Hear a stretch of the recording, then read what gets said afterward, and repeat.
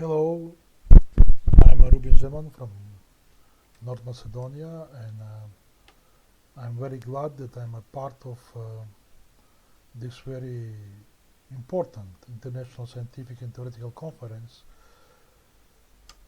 organized by the Institute of Manuscript from Baku, Azerbaijan, on occasion of the 100th anniversary of the Republic of Turkey.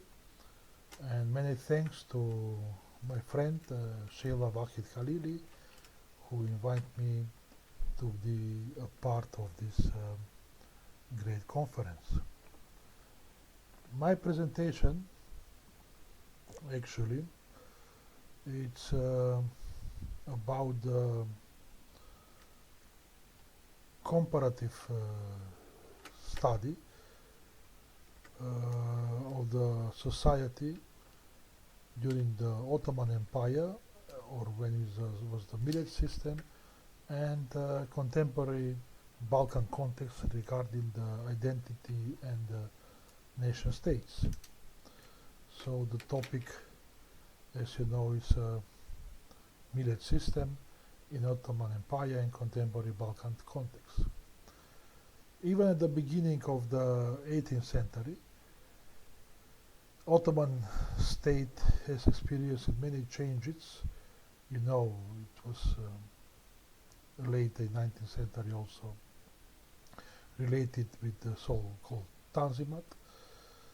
It has kept the biggest part of the structure from the time of its culmination under the Suleiman the Magnificent. Ottoman state was built on the concept of the Holy War, as you know, with aim of extension and defining of the Islam religion. The paradigm was that the world is divided into two spheres, Darul Islam, or the sphere of Islam, and the Darul Harb, or the sphere of war. When people were conquered, the shifting to Islam was welcome, but very rare it was with a violation. Occupied people with different religions had clean defined position under the direction of their own religious leaders, but we can state that people were equal. Non-Muslim population were paid additional taxes, as were jizya. They had a lot of special restrictions and were with absolute inferior status. The second division of people was according to their social position and function in the community. On the top were the members of the ruling class of soldier, asker, which were on a high administrative position, the members of the ulema, religious education and legal government of the empire. In this position were and had representatives of Christian community, as were patriarch for the Orthodox Church. Under their control was the Raya majority of the population in the Balkans. Ottoman society was organized in a hard scheme of social lawyers, and movement between them was very difficult. An act of accepting the Islam religions among the people was known as becoming a Turk, of potrčuvanje in Slavic languages. For that reason, one of the identity names for those people was and is even today in Bulgaria, Poturi. This name sublimates all existing contradictions related with religion, identity, and the otherness. For the Christians, shifting to Islam was identification with the process of naturalization, becoming the other, becoming a Turk. On the other hand, in the Middle Ages, the Turks Ottomans experienced and felt themselves much more as Muslims than as Turks in a modern sense of the identity. For that reason, an identity of a Turk was identification with an identity of a Muslim, and the conversion of people to Islam was called Turčenje, and the new Muslims become Turks.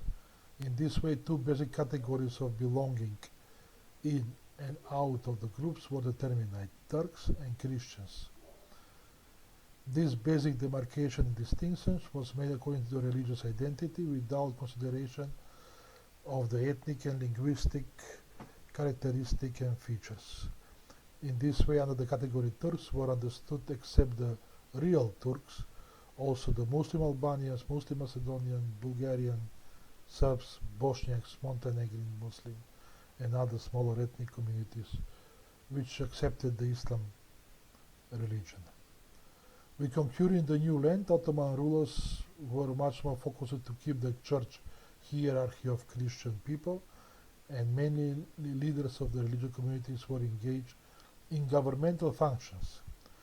Even that Ottomans kept their superior position, they were prepared to collaborate with people of any monotheistic religion, which leaders were surrendered on their rule.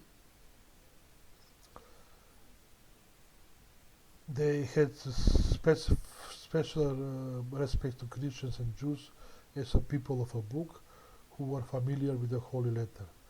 These religious communities were organized in Millet system or Millet groups, as were the Gregorian Armenian Millet, Catholic Millet, Jewish Millet, Orthodox or Urum Millet, as well as Muslim Millet. In 1905, the Vlah or Aromanian community in the Balkans was recognized as a particular millet. So-called millet system of the Ottoman Empire started to change in the 19th century and gradually being replaced by the nationalism, an identity that transcended the religion. Nationalism was truly only a force among the intelligentsia of the political economic elite. For the mass of the people of the empire, religion was still the primary self-identifier. In practice, religious identification did not much conflict with the ideal of nationalism. Radical intellectuals, who were not themselves necessarily religious, were willing to use religion as a unifying force as long as it suited their purposes. Language was only the most obvious mark of common nationality, not primary definition. What was essential was a shared racial history.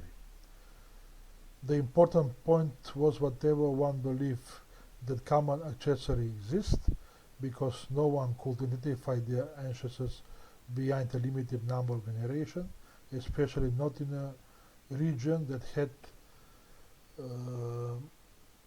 been invaded by the gene pools of so many conquerors. It was not necessary for individual members of the nations to be consciousness of their membership or even to want to be included. Intellectuals and politicians defined who members of the nation were. Thus, Pomak, Storbeshi, and Gorani Muslim communities that are speaking Slavic languages were considered as Bulgarian Mohammedans, Serbian Mohammedans, Muslim with our blood, and other identity terms which were used in a time of national revival of the Christian population in the Balkan states, especially in Bulgaria and Serbia, was created in the intellectual cycles before the creation of the nation states. The creation of nations on the basis of language among the Orthodox faced Slavic people with obstacles in religion aspects by keeping the old distinction of Muslim and Christian from the Ottoman Empire. In that context, the self-integration of groups with the same pre-Ottoman ethnic origin and similar languages but with different religion was impossible. Christian people in the Balkans started to understand the world with the language of nationalism, while their views toward the Muslims stayed in the domain of the same discourse among the religious communities. On the other hand, because the Balkan Muslims were incapable to adopt the national code, and particularly were excluded from the process of national consolidation and integration, they keep the fluid consciousness which was an image of the Millet mentality as Ottoman heritage. The current political map of the Balkans represents the triumph of the state-nation project and involvement in the process of fragmentation, parallel to the process of globalization and Europeization. It seems that cultural pluralism is not one of the winning categories in the political historical competition.